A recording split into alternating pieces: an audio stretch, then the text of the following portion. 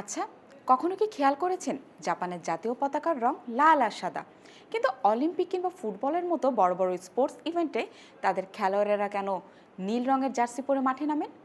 পতাকায় যার কোনো অস্তিত্বই নেই, সেই নীল রং কিভাবে হয়ে উঠল জাপানের স্পোর্টস আইডেন্টিটি? আজ চর্চায় জানবো এর পেছনের এক চমৎকার ইতিহাস।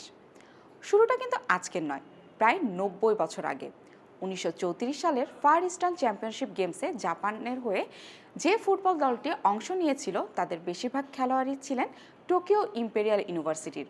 আর সেই বিশ্ববিদ্যালয়ের দলের জার্সির রং ছিল হালকা নীল। মজার ব্যাপার হলো, সেই টুর্নামেন্টে দারুণ খেলে জাপান চ্যাম্পিয়ন হয়ে যায়। ১৯৩৪ সালে সেই অবিস্মরণীয় জয় জাপানিদের মনে গভীর দাগ কাটে।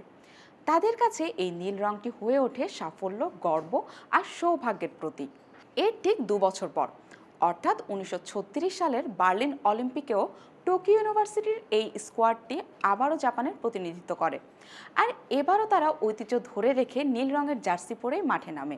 ১৯৮৮ থেকে ১৯৯১ সাল পর্যন্ত জাপানি কোচ কেনজো ইয়োকোয়ামার অধীনে দলটির হোম জার্সি লাল করা হয়। লাল জার্সি পরার পর জাপানের ফুটবল ইতিহাসে আসে চরম বিপর্যয়। তারা ১৯৯০ সালের বিশ্বকাপ বাছাই পর্ব থেকে বাদ পড়ে এবং একের পর এক ম্যাচ হারতে থাকে।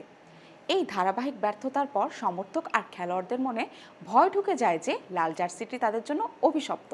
ফলে ১৯৯২ সালে জাপান আবার নীল জার্সিতে ফিরে আসে এবং অলৌকিকভাবে সে বছর তারা প্রথমবারের মতো এশিয়ান কাপ জয় করে।